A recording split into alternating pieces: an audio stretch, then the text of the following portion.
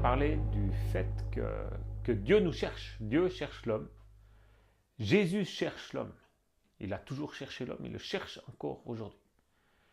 Il y a quelque temps, je lisais ce passage et je méditais un peu là-dessus. Je me posais des questions, mais comment voir que Dieu nous cherche?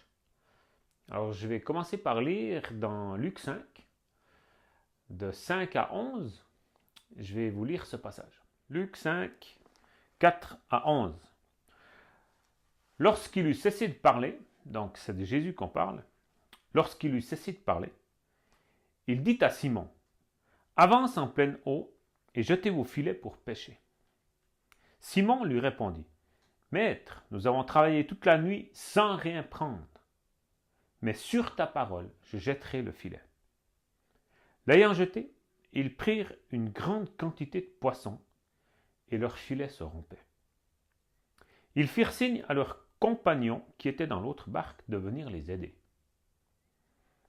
Ils vinrent et ils remplirent les deux barques au point qu'elles s'enfonçaient. Quand il vit cela, Simon-Pierre tomba aux genoux de Jésus et dit, « Seigneur, retire-toi de moi parce que je suis un homme pécheur. » Car l'épouvante l'avait saisi, lui et tous ceux qui étaient avec lui, à cause de la pêche qu'ils avaient faite. Il en était de même de Jacques, de Jean, fils de Zébédée, les associés de Simon. Alors Jésus dit à Simon, « Ne crains point, désormais tu seras pêcheur d'hommes. » Et ayant ramené les barques à terre, ils laissèrent tout et le suivirent. Voilà, dans ce texte, quand je réfléchissais à ça, je me disais, le point qui me frappe déjà dès le début, on est dans un contexte de pêche, donc on voit que Pierre, Jacques, Jean et les compagnons qui sont avec, ils pêchent le poisson, donc ils sont pêcheurs. Hein, c'est leur travail, ils pêchent, ils ont les barques, les filets, ils ont tout le matériel, ils savent pêcher. Mais à la fin, ce qui est étonnant, c'est ce que Jésus dit à la fin. Vous serez pêcheurs d'hommes. Alors nous, on voit des poissons, puis tout d'un coup, Jésus dit, vous serez pêcheurs d'hommes.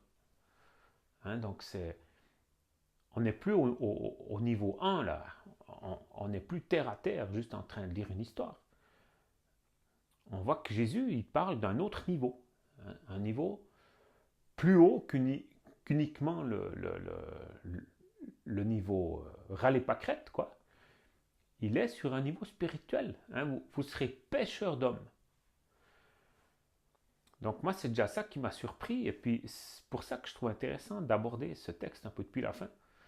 Se dire, mais ce qui est intriguant, c'est justement vous serez pêcheurs d'hommes, alors qu'ils étaient pêcheurs, hein, pêcheurs de poissons. Donc si on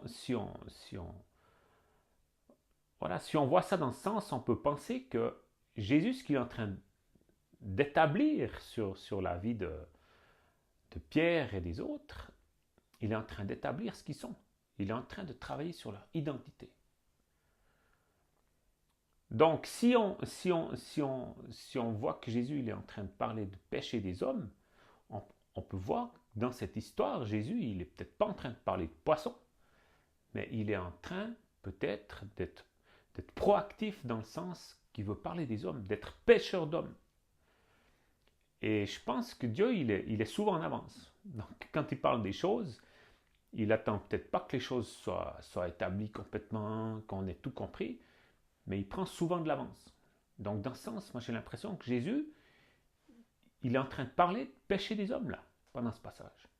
Hein? Alors, Pierre et ses amis, ils font une expérience concrète de pêche, mais Jésus, lui, il parle de péché des hommes. Parce que c'est ce qu'il veut poser dans leur vie.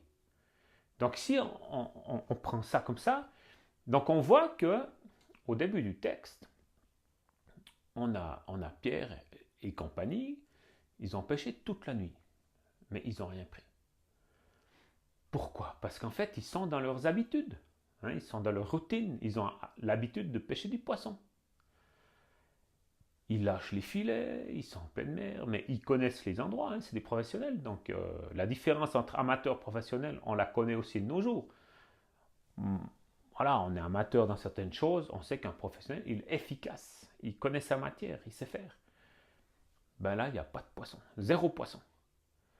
Donc, je pense qu'ils sont découragés, ils disent, mais là, il y a un problème. En fait, ils ont expérimenté quelque chose de nouveau. C'est-à-dire qu'ils ne peuvent pas pêcher, ils ne peuvent pas pêcher l'homme, ils ne peuvent pas entrer dans cette nouvelle dimension de qui ils sont sans Jésus. Donc, ils ont pêché toute la nuit, et Jésus vient, et il leur dit, lâchez vos filets, pêchez le poisson. Alors là, je pense qu'ils doivent quand même être un peu frustrés, eux qui auraient certainement envie d'aller se reposer, d'aller se laver. Ben non, ce que Jésus dit, ce que Pierre dit à Jésus est vraiment étonnant. Il dit, sur ta parole, je vais lâcher les filets. Donc ça donne cette impression, puis moi je pense que Pierre, il a donc la voix de Jésus l'a touché dans son cœur, au profond même de son être, et il a compris que ce n'était pas juste pêcher le poisson. Qu'ils n'allaient pas rentrer, faire un feu, mettre le poisson sur la braise et puis terminer. Non, ça allait plus loin. Ce que Jésus était en train de dire, ça allait plus loin que ça. Ce que Jésus disait au cœur de Pierre allait plus loin que ça. Donc Pierre, il répond à Jésus, sur ta parole, je vais lâcher les filets. La parole, c'est très intéressant parce que dans l'évangile de Jean, dans le premier livre, premier chapitre, on peut lire que c'est marqué au commencement était la parole était avec Dieu, et la parole était Dieu. On voit aussi dans le livre de la Genèse, c'est dit que Dieu créa les choses par sa parole. Quand il dit quelque chose, les choses se passent. Et puis dans Jean, si on retourne dans Jean, c'est aussi dit que la parole était Dieu, et la parole s'est faite chair. Elle est venue parmi nous, elle a habité parmi nous. Donc la parole, c'est Jésus qui est venu parmi nous. Et puis Jésus, il dit donc à Pierre, lâche les filets. Donc Pierre, il entend ça. Il est touché en lui, dans son esprit, il dit, sur ta parole. Parce que ta parole, c'est ce qui tient. La parole de Dieu, c'est ce qui tient. Rien ne peut se dresser contre la parole de Dieu. Quand Dieu parle, les choses, elles se passent, elles sont posées. C'est une réalité. Ce que Dieu dit fait partie de la réalité, de la vérité, de ce qui est. Donc, la parole de Dieu, on peut établir, on peut tout faire reposer sur la parole de Dieu. Parce que c'est ce qui existait avant et c'est ce qui existera après. Il n'y a rien qui sera retiré de la parole de Dieu après. Peut-être il y a beaucoup de choses qui vont disparaître, mais la parole de Dieu restera. Donc, sur la parole de Dieu, on peut construire. C'est ce que Pierre avait compris. Donc, il a dit, sur ta parole, voilà, là, ça c'est sûr, c'est un endroit sûr. Sur ta parole, je vais lancer les filets. Et puis, c'est ce qu'il a fait. Donc, voilà, je ne sais pas s'ils ont été ailleurs que pendant la nuit, mais ils ont lâché les filets. Et ce qui est frappant, c'est que les filets, ils sont énormes. Le filet, il est rempli de poissons, presque jusqu'à exploser. Alors quand je réfléchis à ça, et puis que je vois ça, ils ont pêché toute la nuit, alors ils pêchaient du poisson, après Pierre, ils viennent, et puis il y a cette dimension spirituelle de pêcher les hommes, plus les poissons, et puis les filets sont pleins. Alors moi, j'ai l'impression que dans cette dynamique qui s'est passée à ce moment-là, il y a vraiment la voix de Jésus qui a été entendue, et ces poissons, ils se sont rassemblés. Ils ont entendu. Si on s'imagine les eaux profondes d'une mer ou d'un lac, on voit qu'il fait nuit. C'est un lieu hostile. C'est un lieu de solitude, c'est un lieu de ténèbres, c'est un lieu où il fait la nuit noire, c'est un lieu où il fait froid. Mais les poissons, ils ont entendu la voix de Jésus. Ils ont entendu celui qui cherche le cœur de l'homme. Ils ont entendu la voix de Jésus appeler. Et les poissons, moi je suis convaincu que les poissons, ils se sont rassemblés. Et ils ont été dans le filet. Le filet, dans la pêche, ça peut paraître comme un piège. Et puis, je pense que c'est quand même souvent un piège. Quand on pêche, on piège les poissons, tac, tac, et puis finalement, ils sont morts. Mais il y a une autre dimension du filet. Par exemple, au cirque, les trapézistes, ils font leur exercice au-dessus d'un filet. Donc le filet là, il a une autre dimension. Une dimension de survie, une dimension de protection. Ben là, le filet, moi, je le vois un peu dans le même sens. C'est que les poissons qui sont au fond de ces abysses, qui sont dans l'obscurité, dans ces lieux hostiles, ils entendent la voix de Jésus et ils se rassemblent dans le filet. Ils se rassemblent dans ce lieu de sécurité, en fait. Moi, je m'imagine nos cœurs quand Jésus appelle. Hein, il dit, ben, vous serez pêcheurs d'hommes. Donc Jésus, qui il appelle, c'est nous, notre cœur. Ben, quand je regarde nos cœurs, quand je regarde nos vies, on a des abysses dans notre vie. On a des profondeurs, on a des ténèbres, on a des lieux où on est seul, hein, des lieux hostiles dans lesquels on ne veut pas aller, ou bien dans lesquels on est maintenu tout seul. On est dans la solitude, on a peur, on a honte, on a de la crainte. On a des lieux comme ça. On a tous des lieux comme ça. Ben, Jésus nous appelle et il nous dit, sors de ces abysses, sors de ce lieu de solitude, sors de ce lieu hostile et viens dans mon filet qui va vous rassembler. Hein, ce filet de sécurité, là où vous serez rassurés, là où je mets ma vie, viens, rassemble-toi. Mais c'est ce qui s'est passé. Les filets ont presque explosé. Donc ça montre à quel point le cœur de l'homme entend la voix de Jésus. Et quand le cœur de l'homme entend la voix de Jésus, il se rassemble, il vient vers Jésus. Et c'est ce qui s'est passé. Les filets étaient énormes, prêts à exploser. Ils ont rempli 2 barques. Et puis les barques, ça représente quoi? Ben, c'est vraiment le lieu de sécurité. C'est le lieu où on est dehors des flots. C'est le lieu où on prend une direction. C'est le lieu où on est dehors de l'eau, dehors de ce milieu hostile. Jésus, il est la lumière. Donc quand il nous appelle, il y a la lumière qui vient vers nous pour qu'on sorte de l'obscurité et qu'on se dirige vers la lumière. C'est ce qui fait Jésus. Quand on est dans la barque, on est à la maison. On est dans un lieu de sécurité. Et puis ce qui est frappant ensuite, c'est que c'est la réaction de Pierre.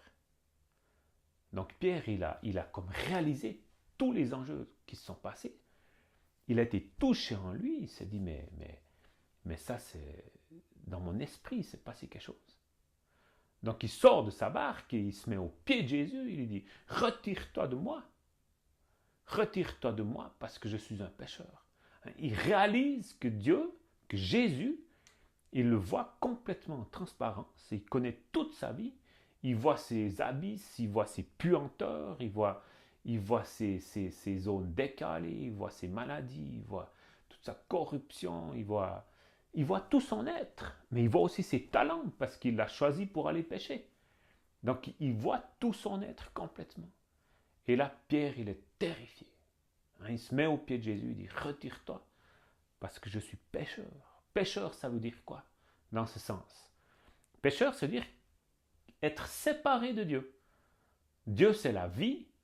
Mais quand on est pécheur, on est séparé de la vie. On n'a plus cette relation. Puis Jésus, ce qu'il est venu faire, c'est qu'il est venu rétablir cette relation entre nous et Dieu. Pour qu'on ait de nouveau la vie, pour qu'on ait accès à la source de la vie. Dieu, c'est la source de la vie. Donc Jésus, il vient faire ça. Pour qu'on retrouve la vie. Puis Jésus vient rétablir ça. Donc quand Jésus, il rassemble le poisson, il met les poissons dans les filets, que la pêche est abondante, ben son désir, c'est de nous trouver nous. Et puis Pierre, il est frappé, puis en fait, il a vécu cette pêche, il a pêché ça, mais en fait, lui-même, c'est un poisson qui est entré dans le filet et qui s'est rassemblé, et qui a trouvé cette réconciliation. avec Dieu. Donc sa relation avec Dieu, elle est en train de se rétablir. Et il a cette crainte, il a cette frayeur de qui est Jésus. Hein, Jésus me voit en transparence, il connaît tout ce que je suis. Mais quelle honte, mais quelle honte. C'est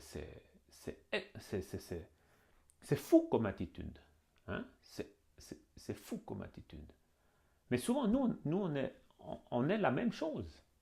On a des lieux où on a été blessé, où on a vécu de l'injustice, où on commet des actions qui sont honteuses, ouais, dont on n'est pas fier. On n'irait pas le mettre en première page de n'importe quelle revue, de n'importe quel journal, ou bien même le dire à qui que ce soit. Donc on a tous des abysses, on a tous des lieux de puanteur, des lieux décalés, des lieux où on est pécheur, où le péché s'exprime, c'est-à-dire où on voit vraiment cette coupure qu'il y a avec Dieu. Dieu qui est la vie, Dieu qui est la justice, Dieu qui est la vérité, Dieu qui est la lumière. Dans nos vies, on voit ça. Et puis c'est ce qui fait qu'on a honte. C'est ce qui fait qu'on a peu confiance en nous. C'est ce qui fait qu'on a de la confusion. C'est ce qui fait qu'on n'a pas notre identité qui est bien posée. Et qu'on cherche. Et que des fois, on n'est pas à l'aise. Que des fois, on ne sent pas notre place. Qu'on ne sait pas d'où on vient. Qu'on ne sait pas où on va. On est perdu. On est comme ces poissons dans ces abysses. Dans ces eaux froides. Dans ces lieux obscurs. Ténébreuses. Hein? Mais Jésus appelle.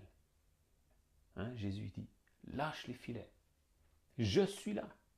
Et puis, quand Pierre, il a cette crainte et qu'il se met à genoux devant Jésus, il est terrifié.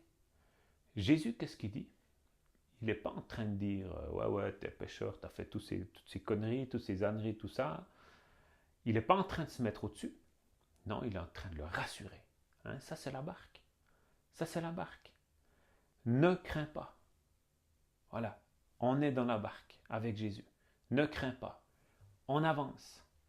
On va vers l'objectif de notre vie. Ne crains pas. Ça, c'est ce que Jésus dit. Ne crains pas. Ne crains pas. Je te vois, je te connais, mais ne crains pas. Je suis là pour toi parce que je t'aime.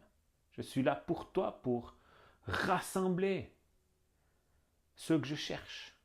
Hein, pour les mettre dans la barque, pour les mettre en sécurité, pour les ramener à la maison. C'est pour ça que je suis là. Alors ne crains pas. Je te ferai pêcheur d'hommes. Voilà, ça c'est l'établissement.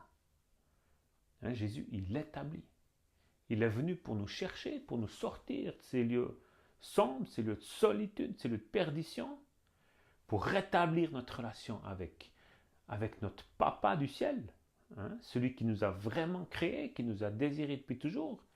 Il rétablit cette relation et il nous établit dans notre identité, dans qui on est. Et Pierre, c'est ce qu'il vit. C'est ce qu'il vit pendant cette pêche. On voit au début, il est là, il n'a rien, pas un poisson. Ensuite, il pêche. Ensuite, il y a la barque qui est pleine. Ensuite, il voit, il comprend qui est Jésus vraiment. Il est terrifié, mais Jésus lui dit, ne crains pas. Je suis là pour toi, je t'aime. Je suis là pour prendre soin de toi et de tes amis et de tous ceux que je rassemble. Et ça, c'est ce que nous sommes, nous, aujourd'hui. Jésus parle encore aujourd'hui. Jésus nous cherche tous. Tous, il n'y a pas un que Jésus ne cherche pas. Et Jésus appelle. Et Jésus dit aujourd'hui, lâchez les filets. Il y a plein de personnes aujourd'hui qui lâchent les filets et qui répondent à cette parole que Jésus donne. Lâchez les filets. Alors si tu entends l'appel, réponds à ça. Parce que Jésus t'appelle. La parole de Jésus, c'est extrêmement puissant. Dieu, il a créé l'univers avec sa parole. Donc c'est une parole de vie, c'est une parole qui produit la vie. Et cette parole, elle traverse tous les ténèbres, tous nos lieux obscurs et sombres. Elle ouvre tout ce qu'il faut, elle perce pour que notre cœur puisse se laisser toucher par Jésus. Hein, ça, c'est ce que Jésus fait, c'est ce qu'il est.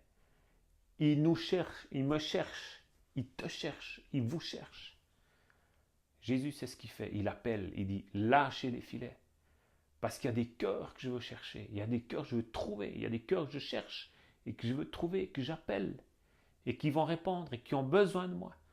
Parce que je suis venu là parce que je les aime, parce que j'ai donné ma vie pour ça. Parce que je veux rétablir leur relation avec Dieu. Parce que je veux établir leur identité et les ramener à la maison. Voilà, ça c'est ce que Jésus dit.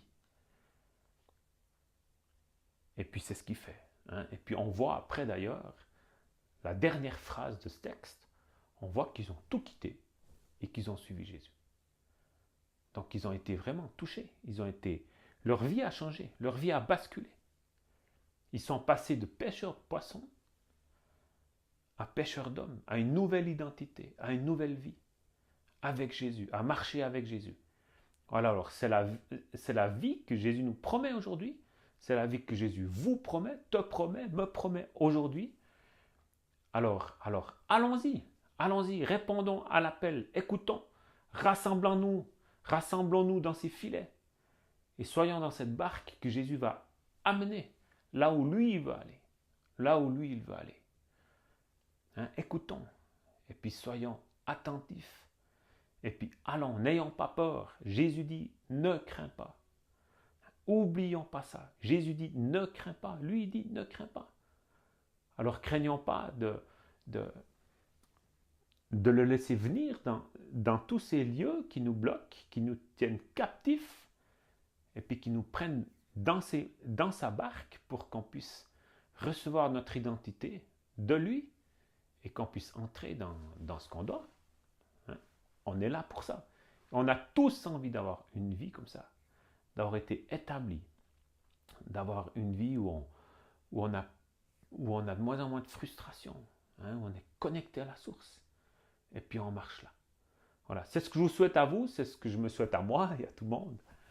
Alors, je vous souhaite bonne suite, et à bientôt. Au revoir.